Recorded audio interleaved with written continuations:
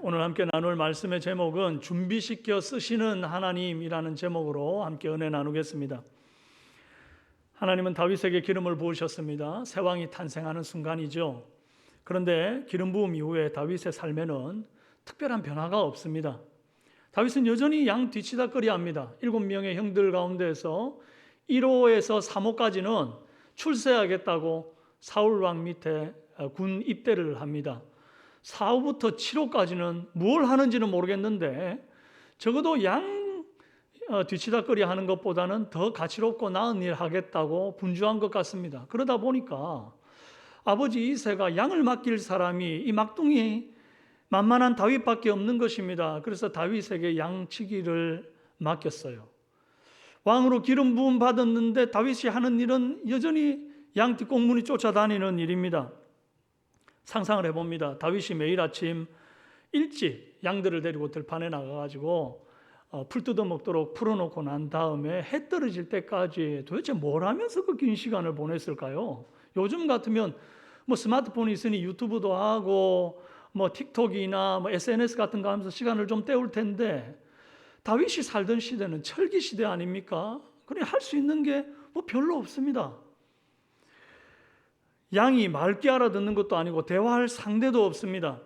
그 무료하고 심심한 시간에 다윗은 두 가지를 연습합니다. 하나는 양을 치기 위해 물매를 던지는 훈련을 계속 반복을 해요. 또 하나는 찬양할 때에 악기 연주를 겸하고 싶어서 수금을 잘 타는 이 악기 연주를 연습을 합니다. 이게 왕으로 기름 부음 받은 자에게 꼭 필요한 훈련입니까?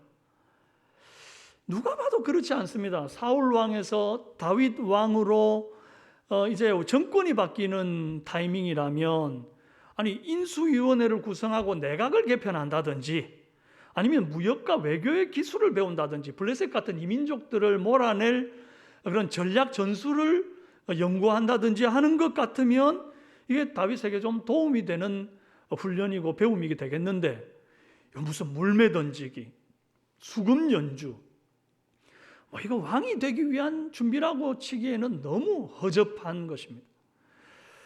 그런데 이상하게도 하나님은 다른 것 말고 들판에서 이 물매 던지고 수금 연주하는 것을 계속 할 수밖에 없는 환경으로 다윗을 몰아넣으셨습니다.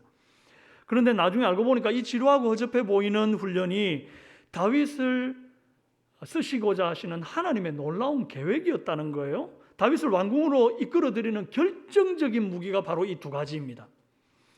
여러분 운동 경기에 있어서 뭐 한 달이라도 제대로 이렇게 그 코치한테 배운 사람과 뭐 하나도 배운 것 없이 동네에서 좀 한다는 사람과 이렇게 대결을 하게 되면요 100이면 100 배운 사람이 이깁니다.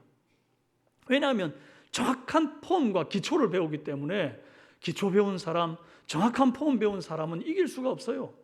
탁구에서 스매싱을 날릴 때 말이죠.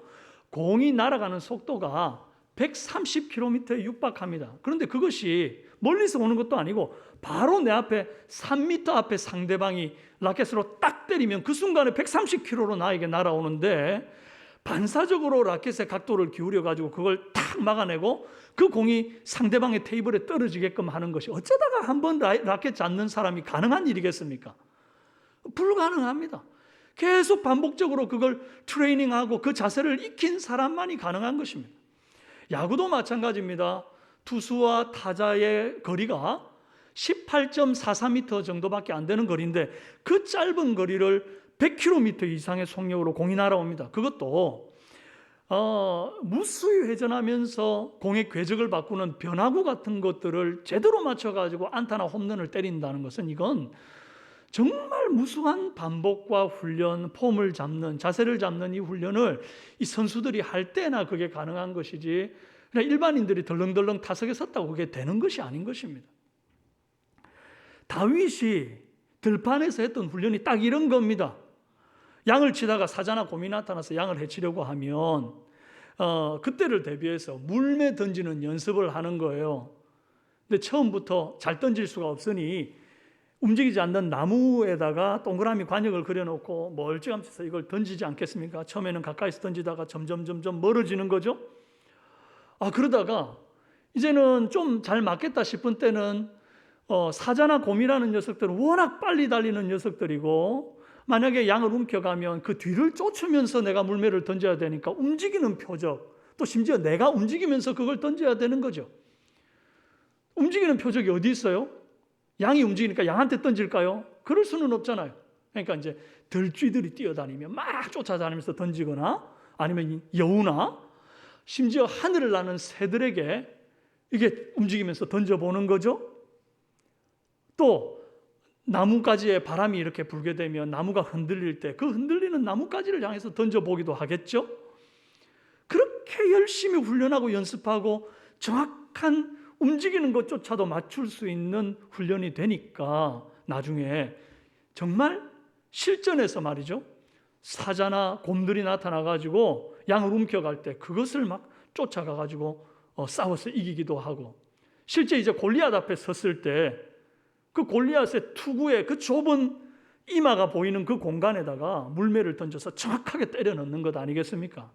이 그냥 어느 날 갑자기 뚝딱 된 것이 아니라는 것입니다.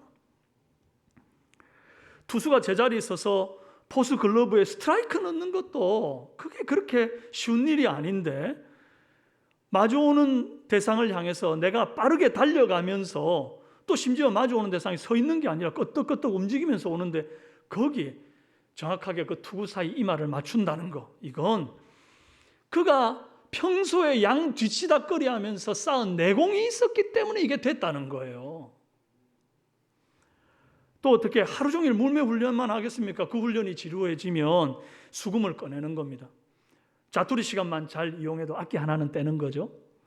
다윗은 하나님을 찬양하고 싶어서 찬송 가사를 썼습니다. 작사를 한 거예요. 거기다가 이제 수금으로 연주해서 작곡까지 했습니다. 작사 작곡 다윗이 하고 난 다음에 아름다운 찬송으로 하나님께 찬양을 올려드렸죠. 여호와께서 그것을 받으셨습니다. 하나님은 다윗에게 기름 부으시고 난 이후에 곧바로 왕으로서 활동하게끔 쓰질 않으세요. 뜸을 들이셔요. 뜸을 들판에서 계속 뜸 들이셔요. 여러분, 뜸의 중요성은 그 밥을 주식으로 하는 우리 대한민국 사람들은 너무 그 중요성을 잘 압니다. 아침에 밥을 안 칠 때면 쿠쿠가 맛있는 밥을 완성했습니다. 밥을 잘 저어주세요. 이 소리를 듣지 않습니까? 근데 그거 듣자마자 뚜껑 딱 열면요, 밥이 질어요. 그렇죠, 그죠? 그대로 뒀다가 한 5분 정도 있다가 딱 열면 야, 윤기가 잘잘잘 흐르고 밥이 찰진 그런 밥이 된다고요. 제가 좀 밥 좀 해봤습니다, 여러분. 기름 부음 이후에 왕으로 바로 활동하지 않고 들판에서 양치고 수금 연주를 반복하게 하신 것은 하나님께서 다윗을 더 능력 있고 더 오랫동안 롱런하여 동행하며 쓰시려고 그 일을 한 거예요. 사울은요, 이게 금방 하나님 앞에 마음이 변심해가지고 중간에 탈락했지 않습니까? 하나님의 영이 떠나버렸지 않습니까? 그래서 다윗은 하나님께서 두고두고 더 뜸을 들이시고 더 공을 들이셔가지고 이후에 더 오랫동안 함께하기 위해서 그렇게 하시는 겁니다. 그리고 때가 되면 막 내가 조급해하지 않아도 하나님이 언젠가 들어 위대한 일에 사용하시는 거죠. 사울에게 여호와의 영이 떠나고 악령이 들어와서 막 번뇌케합니다. 이 번뇌라는 단어가 마음이 시달려서 괴롭다라고 하는 그런 사전적인 의미가 있습니다. 이 번뇌의 히브리어는 바트라고 하는데 이게 역시 무서워서 떨다 이런 의미를 가지고 있어요. 그러니까 사울에게 악령이 들어오게 되면 막 머리를 부여잡고 무서워서 벌벌벌벌 떨고 소리를 지르는 거죠. 이때 사울에게 필요한 것이 뭡니까? 타이레놀입니까? 두통엔 펜자리입니까? 막 이것저것 먹어봐도 안 되고요. 이런저런 용하다는 의원들 다 데리고 와서 진료를 해봐도 안 되는 거예요. 무엇만이 낫겠느냐 하니까 이 악령을 떠나보내는 축기가 되어야만 되더라는 거죠. 그래서 한 신하가 제안을 하기를 수금 잘 타는 사람을 구해서 연주를 하면 사울에게 있던 이 악령이 떠나가고 나을 것입니다. 이렇게 얘기를 합니다. 근데 사울이 또 그 말을 듣고는 좋게 여겨가지고 그래, 그럼 수금 잘 타는 사람을 데리고 와라 그럽니다. 이스라엘 왕궁에 지금까지 없던 직종이 하나 생겼어요.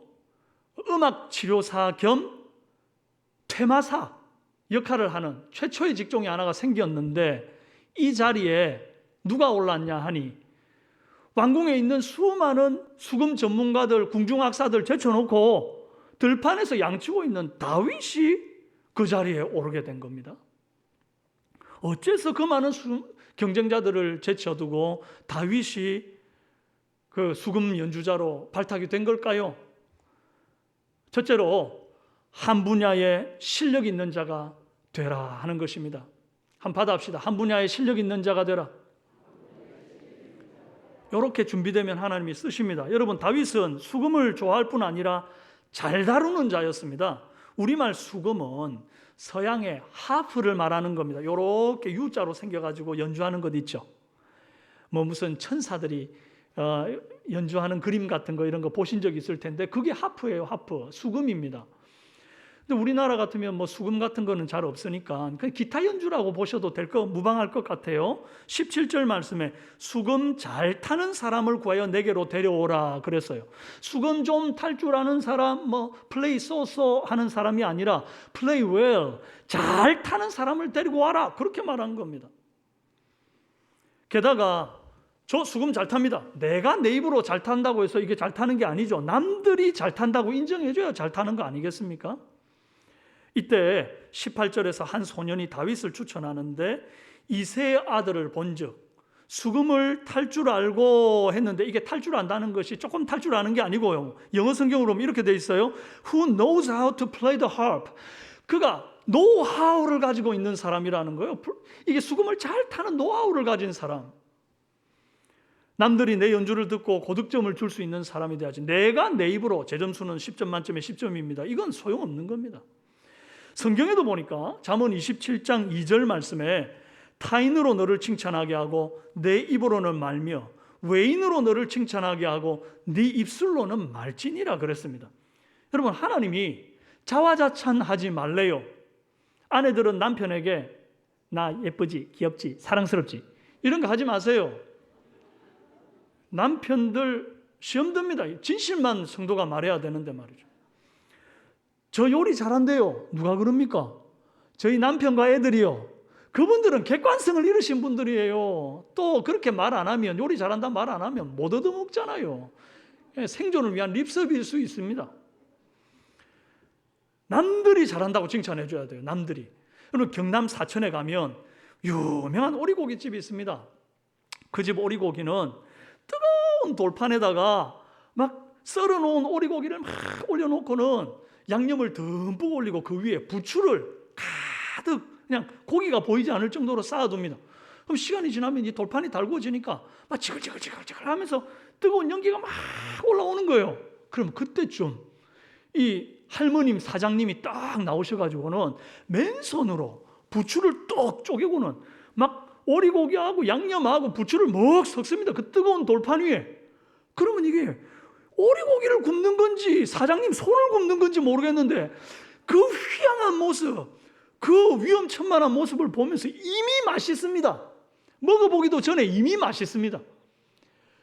사람들은요, 그 휘황하고 그 위험한데 아슬아슬한데 그 모습을 보기 위해서요, 저를 비롯하여 많은 사람들이 그 오리고기집에 정말 줄을 섭니다. 버글버글합니다.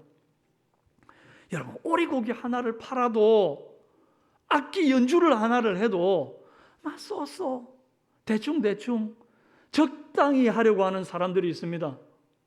만약에 다윗이 수금 연주 적당히 대충 그냥 쏘쏘 했다 그러면요, 그가 과연 궁중에 있는 그 많은 왕궁 악사들을 제쳐놓고 왕궁에서 그 사울을 위해서 수금을 연주할 수 있었겠습니까? 절대 그럴 수 없습니다. 다윗은 하프 연주도 열심히 잘했던 사람이고 양치기도 잘했던 사람이에요. 왕궁에 발탁되기는 수금 연주 때문에 발탁됐지만 그 군대 장관이 된 것은 평소에 또 물매에 열심히 던져가지고 그때 골리앗을 때려잡고 또 블레셋과의 싸움에서 승전을 많이 했기 때문에 그가 군대 장관이 되는 것 아니겠습니까?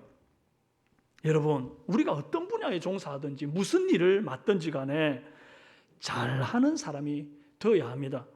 그러면 주님이 생각지도 못한 때에 생각지도 못한 방법으로 여러분을 들어서 그것을 쓰실 줄로 믿습니다. 저는 뜨개질을 잘하는 82세 노 권사님 한 분을 잘 압니다.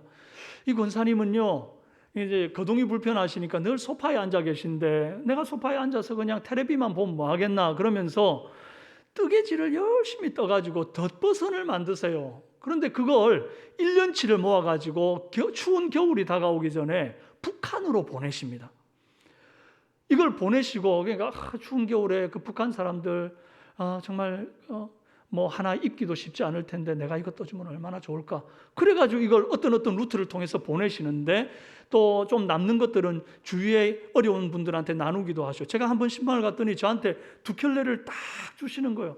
파랗게 예쁘게 떠주셨는데 어쩜 그렇게 내 발에 딱 맞는지 몰라요.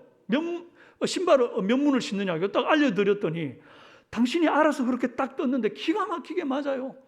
제가 겨울만 되면 그 2켤레를 번갈아 가면서 이걸 신는데요, 7년째 그걸 신고 있는데, 지난 겨울에도 신었습니다. 그런데 아직까지 올 하나가 빠지지 않는 거예요. 플레이 웰 하시는 거예요. 그렇게 잘 공교하게 만드는 노하우가 그분에게 있는 거예요.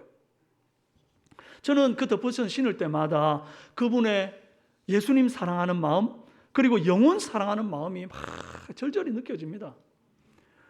어떤 권사님은 갓김치를 기가 막히게 담그시는 분이 있습니다. 그분은요, 자기만 위해서 갓김치를 담지를 않고 꼭 가을거지를 마치고 난 때에 여수에 가가지고 돌산갓 잘하는 밭에 딱 가서는 아예 그냥 그 밭을 통째로 예약을 합니다. 그래가지고는 이제 내년 4월 달에 교회에서 바자회를 하는데, 그 전에 이제 성도들 좀 몇 사람 데리고 가가지고 싹 걷어가지고 이제 오거든요. 교회에서 이걸 또 맛있게 그분의 그 잘 담그는 솜씨로 버무려 가지고는 바자회 때 딱 내놓으면요, 그때 이게 인기가 얼마나 좋은지, 갓김치 내놓자마자 싹 불티나게 없어지는데, 이미 막 성도님들을 통해서 또 그 주위에 있는 사람들까지 연결돼 가지고요, 예약이 이미 다 끝나고 막 내놓자마자 그냥 불티나게 사라져요. 그러면 그때 나온 금액을 모아가지고 교회가 지역사회를 섬기는 일에 큰 도움을 하게 합니다. 일조하게 하는 거예요. 참 귀한 사회가 아닙니까? 그러니까 나가 대단한 거 아니라 할지라도요, 여러분, 그 작은 거 잘하는 거 하나를 통하여 하나님 여러분 크게 들어 쓰신다고요. 어떤 분은 제가 이리 말하면 저는 할 줄 아는 거 하나도 없어요. 그냥 남들 얘기하는 거나 들어주는 거 말고는 내가 할 줄 아는 게 없어요. 여러분, 그거 대단한 겁니다. 상담 전문가에게 꼭 필요한 자질이 경청이거든요. 여러분이 만약에 다른 건 못해도 들어주는 거 잘하신다면 이웃의 어떤 아픔을 들어주고 성도 간에 이런 위로를 서로 전하는 그런 요긴한 도구로 하나님이 쓰실 것입니다. 언제 무슨 계기로 여러분 인생 꼽힐지 모릅니다. 그런 의미에서 죄 짓는 것 빼고는 다 잘하는 우리 삼성의 성도들이 되시기를 주님의 이름으로 축원합니다. 예, 할렐루야. 이렇게 아멘 하신 분들에게 이런 놀라운 은혜가 있길 바랍니다. 네, 방금 하신 분 아니고요. 여러분 악기 좋아하십니까? 그러면 기왕 하는 거 좀 잘 하십시오. 악기 어디 가서 배우려고 그러면 돈 내고 배워야 될 거 아닙니까? 그런데 여러분이 잘 해가지고는 무료로 봉사할 때 사람들이 서로 배우려고 올 것 아닙니까? 그러면 그때 예수 그리스도의 복음을 다 전하고 교회로 인도하면 얼마나 좋아요. 여러분 운동 좋아하십니까?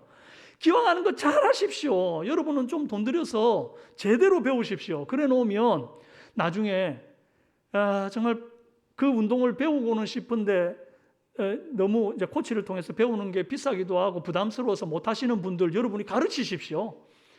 그 자세를 배우고 또 가르치는 중에 그리스도의 복음을 전하고 교회로 인도하면 얼마나 좋습니까?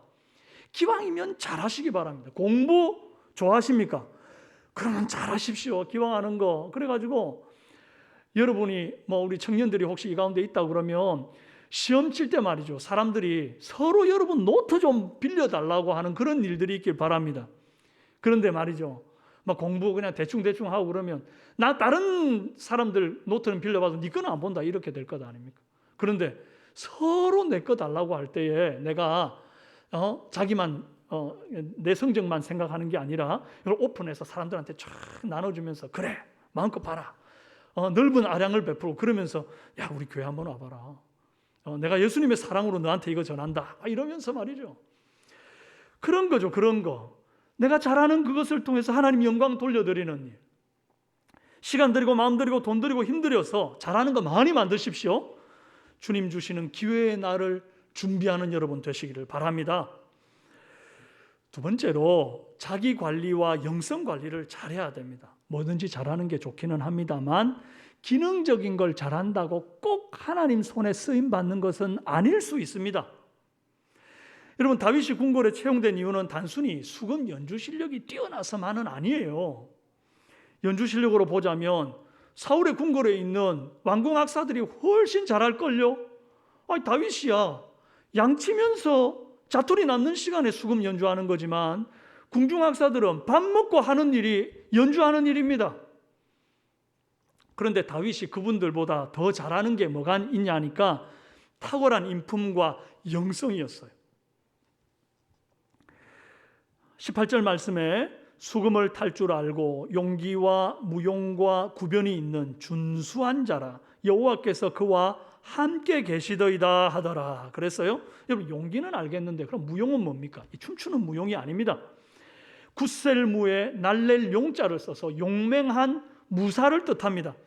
이 영어 성경에는요 He is a brave man and warrior 그래요. 그러니까 우리가 다윗을 생각할 때 그냥 마르고 호리호리하고 미소년 같은 그런 상상을 하실 수 있겠는데 뭐 근육질의 사나이 이런 거는 아니겠지만 그가 그냥 딱 봐도 용기 있는 남자 거기다가 전사라는 거예요. 그쯤 되니까 양을 움켜가는 사자 뒤따라가 가지고 사자 콧수염 잡고 늘어지고 말이죠. 그 아가리에서 양을 구해내 오는 것 아니겠습니까? 전사죠, 전사 한마디로. 게다가 구변도 능했다 그랬어요. 말주변이 좋다 이렇게만 생각할 것이 아니고요. 이 사람이 여러분 성경에서 구변이 좋다 하는 것은 잠언 25장 11절에 보면 경우에 합당한 말은 아로새긴 은쟁반의 금사간이라 그랬어요.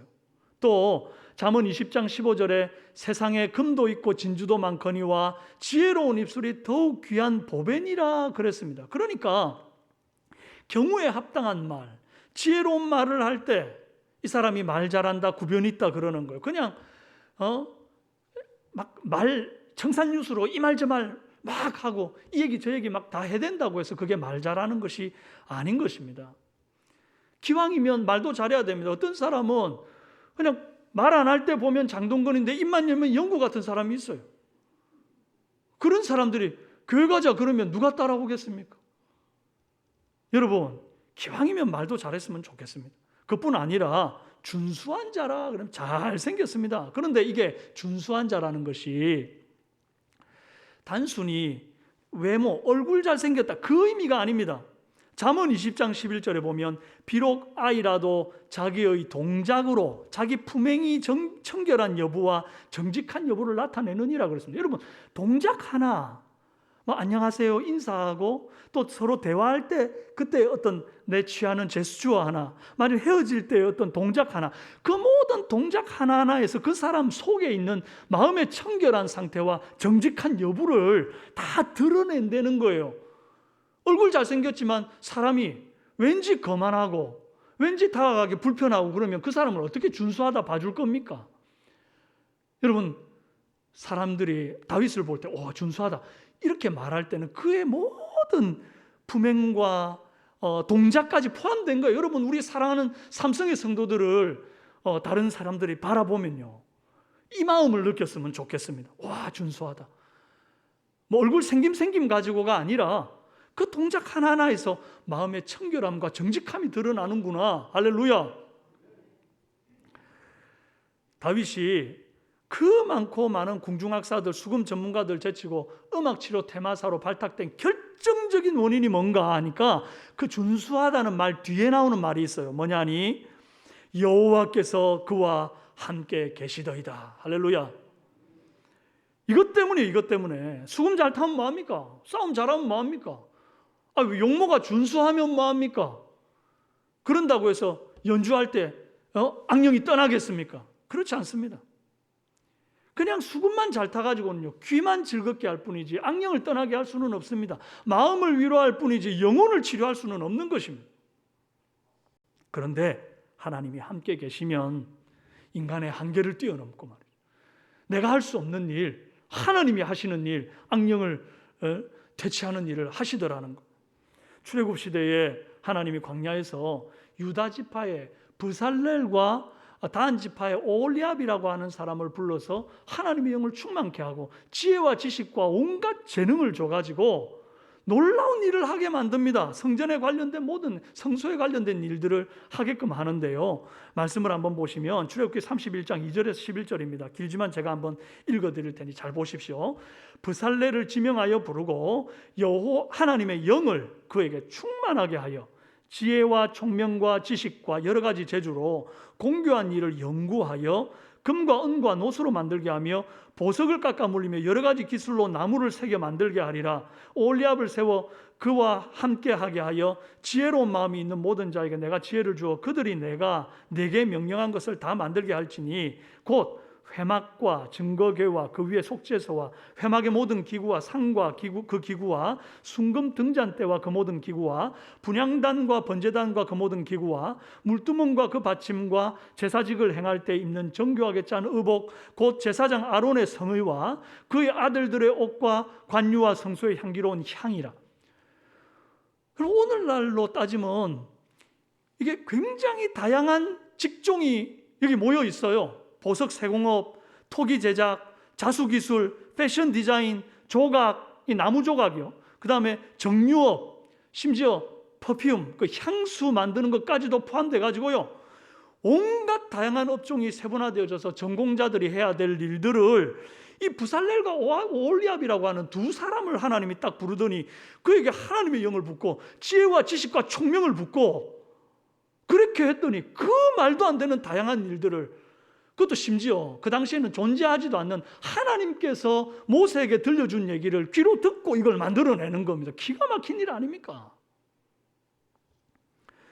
여러분, 여러분이 하는 일들이 무슨 일이든 간에 여러분이 하는 그 직종에, 여러분의 자녀들이 하기를 원하는 그 전공에 이 하나님의 지혜와 총명과 재능들이 부어지기를 바랍니다. 여러분은 어떤 분야에 종사하고 계십니까? 교육, 건축, 디자인, 공학, 미술, 음악, 스포츠, 농업, 요식업, 서비스, 그 어떤 분야라도 제일 중요한 것은 여호와께서 나와 함께 하시는가 하는 것입니다. 오늘 말씀의 핵심은요, 내가 연주 잘하면, 내가 용감하고 말 잘하고 준수하면 크게 쓰임받을 수 있다, 그거 아닙니다. 내가 아무리 연주 잘하고 용감하고 말 잘하고 준수해도 여호와께서 함께하지 않으시면 아무 일도 안 되고 주님이 함께하면 모든 일이 성사된다는 것을 말씀드리는 겁니다. 오늘 본문 가운데 다윗이 왕궁에 뽑힐 만한 개인적인 능력이 있어서 뽑혔다기보다 하나님의 은혜가 없었으면 절대로 되지 않았다는 것을 알려주는 그런 중요한 숨은 그림들이 몇 가지가 있어요. 첫째로 사울이 악령에 의해 번뇌할 때 신하들이 한 말입니다. 뭐라 그랬냐니 수금을 타는 사람을 구하게 하소서. 이거 굉장히 중요한 말입니다. 수금을 타는 사람을 구하게 하소서. 이 신하들이 다윗을 전혀 모르는 사람들이고 또 당시에 수금을 연주하면 악령이 떠나간다라고 하는 그 음악 치료에 대한 어떤 기록이 남아있는 것도 아니고 이 사람들이 그냥 생뚱맞게 갑자기 수금 연주해가지고 악령이 떠나게 하자 이리 말을 했다는 거예요. 왜 수금 연주하는 자를 찾았을까요? 그 당시에 악기가 수금밖에 없는 줄 아십니까? 악기가 굉장히 많았습니다. 시편 150편 3절에서 5절에 보면요, 다양한 악기들이 나와요. 나팔 소리로 찬양하며 비파와 수금으로 찬양할지어다. 소고치며 춤추며 찬양하며 현악과 퉁소로 찬양할지어다. 큰 소리 나는 제금으로 찬양하고 높은 소리 나는 제금으로 찬양할지어다. 지금 여기 타악기, 관악기, 현악기 종류별로 입맛대로 나와 있잖아요. 만약에 사울에게 악령이 번뇌할 때 신하들 중에 드럼 잘 치는 사람을 불러와서 연주하게 하소서, 그랬으면 다윗은 궁중에 물 건너가는 겁니다. 비파 치는 자, 퉁소 부는 자를 구하게 하소서, 그랬으면 다윗은 궁궐 못 들어가는 거예요. 또 음악으로 어떻게 악령을 쫓아내냐, 무당 불러서 굿이나 하자. 아니다, 다 필요 없다. 뒷골 땡길 때는 경락 마사지가 최고다. 뭐 이런 식으로 얘기를 했다 그러면 다윗은 궁중에 발도 못 붙입니다. 모든 신하가 놀랍게도 다 같이 그냥 수금 연주하는 자를 불러오자. 여기에 의견이 일치되고 토를 다는 자가 없었다는 거예요. 이게 하나님 은혜 아닙니까? 둘째로 하프 연주자를 찾는데 소년 중 한 사람이 다윗을 사울 왕에게 추천하기를 18절에 내가 베들레헴 사람 이새의 아들을 본즉 수금도 잘 타고 용기와 무용과 구변이 있고 여호와께서 그와 함께 계신다 그래요. 여러분, 이 소년의 추천 덕에 다윗이 왕궁에 첫 발을 들여놓습니다. 양치기 다윗이 이스라엘 왕 다윗이 되는데 정말 중요한 터닝 포인트를 가져온 이 한 소년이라고 하는 이름 없는 인물은 도대체 누굴까요? 다윗과 어떤 인연이 있어서 이렇게 다윗에 대해서 소상히 알고 다윗을 사울 왕에게 천거했을까요? 이 소년이 틀림없이 다윗과 함께 양칠 때 동행했던 적이 있는 사람인 것 같아요. 그러니까 다윗이 양을 치다가 수금을 연주하는 그 아름다운 연주를 들었던 적이 있는 거예요. 그러니까 수금 타는 노하우가 있다라고 사울한테 얘기했죠. 또 양칠 때 사자나 곰이 나타났을 때 다윗이 목숨 걸고 가가지고 사자하고 막 싸워가지고 승리하는 것을 본 적이 있는 거죠. 그러니까 사울에게 용기와 무용이 있는 자다, 뭐 이런 말을 또 한 거죠. 또 대화를 같이 깊게 나누어 본 겁니다. 그랬더니 말을 참 잘하는 거예요. 그리고 그에게 하나님의 영이 임하여 있는 것을 깨달아 알게 된 거죠. 그러니까 구변이 있는 자라고 여호와 영이 그와 함께 하더라, 이런 말을 하는 거죠. 여러분, 이 이름 모를 소년을 하나님께서 다윗보다 먼저 왕궁에 보내가지고 사울 밑에 있게 하셨습니다. 마치 세례 요한을 먼저 보내가지고 예수님 오실 길을 예배하는 것처럼, 마치 그 요셉이 보디발의 집에 갇혀 있을 때에 그 술 맡은 관원장을 보내지 않습니까? 이 사람이 나중에 바로에게 가가지고 꿈의 몽을 할 때 이 요셉을 청거하는 바람에 그가 꿈의 몽을 하고 애굽의 총리가 되는데 미리 이 술 맡은 관원장을 그 애굽 바로왕 앞에 보내놓음처럼 하나님께서 다윗 앞서서 이 이름 모를 소년 하나를 사울 왕의 그 궁궐에 보내놓았던 겁니다. 놀라운 일 아닙니까? 여러분, 이렇게 우연히 만나는 사람을 다윗이 참 잘 대해줬던 그런 때가 있었기 때문에 이 사람이 사울 왕에게 다윗을 청구한 거지. 만약에 다윗한테 수금 한번 연주해 주세요, 너무 예쁘네요, 이럴 때 네, 연주하는 거 비쌉니다, 돈 내놓으세요, 만약 이런 식으로 거만하게 굴었다고 그러면 이 사람이 사울에게 다윗을 청구했을까요? 그러니까 굉장히 그때 나누었던 대화가 소중했고 이 다윗이 참 귀한 사람이라고 여길 수 있는 그런 인격적인 나눔이 있었던 것 같아요. 여러분, 우리가 우리 앞에 당하는 그냥 우연히 만나는 사람들이 있지 않습니까? 이 이름 모를 소년처럼 그냥 사소하게 지나가는, 나중에 세월 지나서 보면 이름도 기억나지 않는 그런 만남들과 우연한 관계들을 가지게 될 때 여러분, 그 관계를 소중히 여기십시오. 우연히 만나는 것 같은 그 사람도 여러분 함부로 대하지 말고, 꼭 역전해서 우동 파는 사람들 보면요, 대충 말아서 파잖아. 한 번 왔다가 또 안 올 수도 있는 사람이니까. 근데 단골 대하듯이 참 신실하게 하는 사람은 잘 되는 것처럼 여러분, 모든 내 앞에 만나는 사람들 단골 대하듯이 그렇게 대하면 여러분 이런 날을 맞이하게 될 줄로 믿습니다. 우연히 만나는 사람 소홀히 여기지 말고 사소한 만남들 속에서 위대한 기회를 창출하시는 하나님을 의지하고 여러분이 만나는 사람들에게 잘하십시오. 지금 옆에 계신 분들은 그냥 우연히 만나는 사람들 아니고 우리 삼성교회에서 또 주 안에서 한 가족으로 만났지 않습니까? 얼마나 더 귀한 관계겠어요.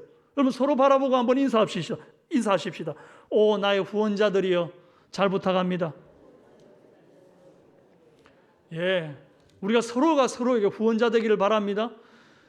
어디 가서 이런 사람 좀 추천해 주세요 그러면 우리 삼성교회에 그런 분 있다고, 너무 좋은 분 있다고 천거를 턱턱 할 수 있는 그런 관계들을 만들어 갈 수 있기를 바랍니다. 세 번째로, 매일의 삶을 성실하게 잘 살아내야 합니다.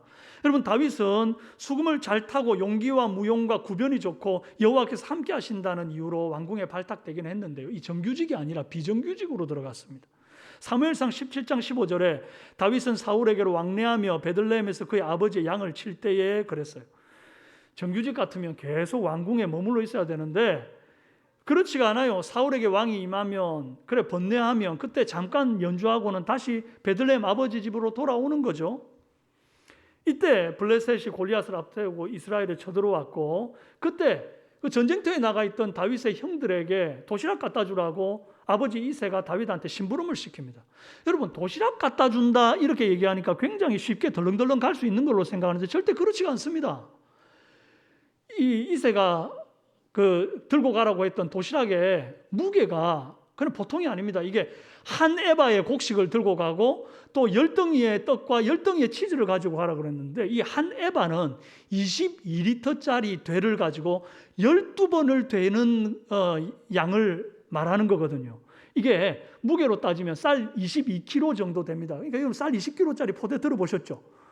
그거 들고 막 엄청나게 먼 거리를 간다. 이건 좀 힘들지 않겠습니까? 그죠? 거기다가 떡, 그 다음에 치즈 10덩어리씩 한 30kg는 좋게 되는 무게가 되겠죠. 베들레헴 다윗이 사는 집에서부터 지금 이스라엘이 진영에 진치고 있는 엘라 골짜기라고 하는 곳까지는 일직선으로 25km 정도의 거리가 되고 이것이 오늘날 자동차로 꼬불길을 만들어 놓은 것이 30km 정도 되거든요. 그러니까 이 거리를 이 무거운 짐을 이고 지고 갔는지 나귀에 실어 갔는지는 모르겠지만 지금 이 다윗한테는 형들이 많이 있지 않습니까? 4호부터 7호까지 1호부터 3호까지는 군대에 있고 4호부터 7호까지 그 형들 중에서 누구 하나 보내도 될 텐데 막둥이 다윗이 그 곡식을 들고 말이죠. 그 먼 거리를 가게 되면 얼마나 위험합니까? 또 이때 다윗이 말이죠. 아빠 왜 자꾸 나한테만 이런 거 시키세요? 형들 좀 시켜보세요. 그리고 이 위험한 길을 나 혼자 이렇게 곡식 들고 가다 강도라도 만나면 어떡하려고 그래요? 나 안 가요. 땡깡 막 부렸다고 생각해 보세요. 그래가지고 다른 형이 갔어. 그러면 다윗과 골리앗이 만나게 되고 싸움 붙어가지고 다윗이 골리앗을 때려잡는 역사적 사건은 없는 거예요.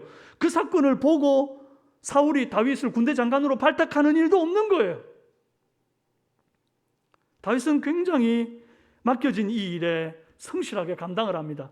사무엘상 17장 20절에 다윗이 아침에 일찍 일어나서 양을 양지키는 자에게 맡기고 이새가 명령한 대로 가지고 가서 진영에 이른즉 마침 군대가 전장에 나와서 싸우려고 고함침에 그랬어요. 누가 재촉한 것도 아닌데 아침 일찍 일어나가지고는 이 늘 양 먹이던 목동으로서의 책임을 다한다고 자기 양을 또 다른 양치기한테 또 맡겨놓습니다. 참 대단하죠. 그래 놓고 아버지가 시키는 대로 명령한 대로 그 일을 행하는데 아이고 형들이 뭐 이렇게 많이 먹겠냐고 떡 한 5덩이만 들고 가겠다고 막 이게 줄이고 무게를 줄이고 이러지 않습니다. 명령한 대로 다 들고 갑니다. 그랬더니 아침 일찍 간 덕에 마침 군대가 전장에서 나와 싸우려고 하고 또 17장 23절에 보면 마침 골리앗이 전열에 나와서 전과 같은 말을 하며 다윗이 들으니라. 마침이 2번이 나와요. 다윗이 다른 형들한테 심부름을 미루거나 귀찮다고 해가 중천에 떠서 출발했다고 그러면 이미 전쟁은 붙었고 블레셋이 이스라엘을 싸워 이겨가지고 전세는 기울어졌을 겁니다.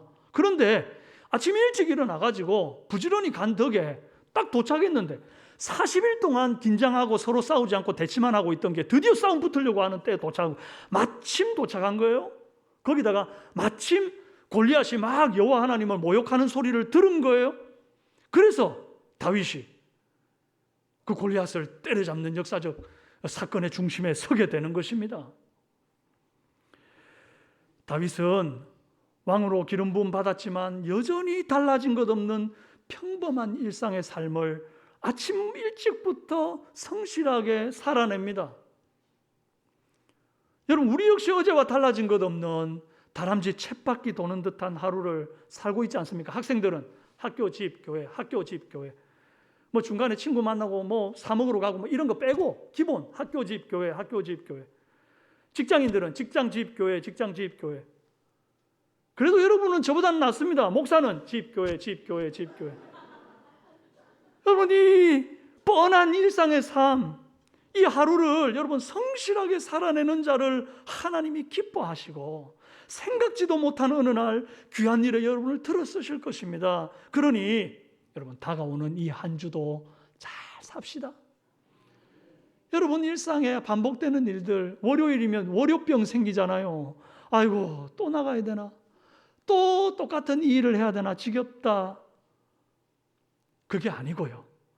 들판에서 또 여전히 양 뒤치다거리 하러 가고 여전히 심부름하는 존재로 살지만 그럼에도 불구하고 그 일을 통해서 하나님이 나를 준비시키고 언젠가 쓰실 줄로 믿고 담담히 기쁘게 그 일들을 감당하는 저와 여러분 되시기 바랍니다. 사랑하는 여러분, 들판에서 보는 이 없고 알아주는 이 없는 시간을 살 때 불평하거나 그 시간을 낭비하지 마십시다.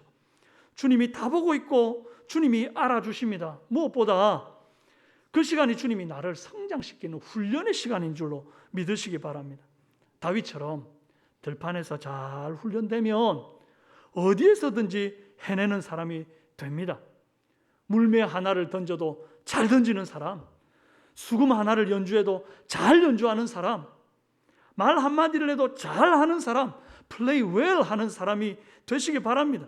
지금은 좀 잘 못하더라도 잘하려고 최선을 다해 노력하는 저와 여러분 되시기 바랍니다. 그리고 기능적으로만 잘하면 되는 게 아니라 했습니다. 삶과 성품과 말과 외모, 준수함은 그냥 외모 잘생겨가지고 오는 것이 아니라 그랬어요. 그 행동과 태도 속에 그 사람의 마음의 청결과 정직함이 보인다 했습니다. 여러분, 우리 사랑하는 삼성의 성도들은 이 모든 것들이 균형 있게 잘 갖춰져서 모든 사람들이 볼 때 칭찬을 맞이하지 않는 그런 성도들이 되기를 바랍니다. 그리고 그 끝에 무엇보다 여호와께서 나와 함께하는 동행을 잘 하시기를 바랍니다. 그래야 세상에는 나보다 잘난 사람, 나보다 똑똑한 사람, 나보다 연주 잘하는 사람, 나보다 스펙 좋은 사람 버글버글한데도 하나님이 그 사람 다 제껴두고 여호와와 동행하는 그 사람을 들어서 시대 가운데 걸출하게 쓰시는 것입니다. 여러분과 여러분의 자녀들이 여호와와 동행함으로 하나님의 영이 부어져서 지혜와 지식과 온갖 재능으로 충만하여 세상의 어떤 분야에 들어가든지 이겨먹는 놀라운 역사 있기를 주님의 이름으로 축원합니다. 기도하겠습니다.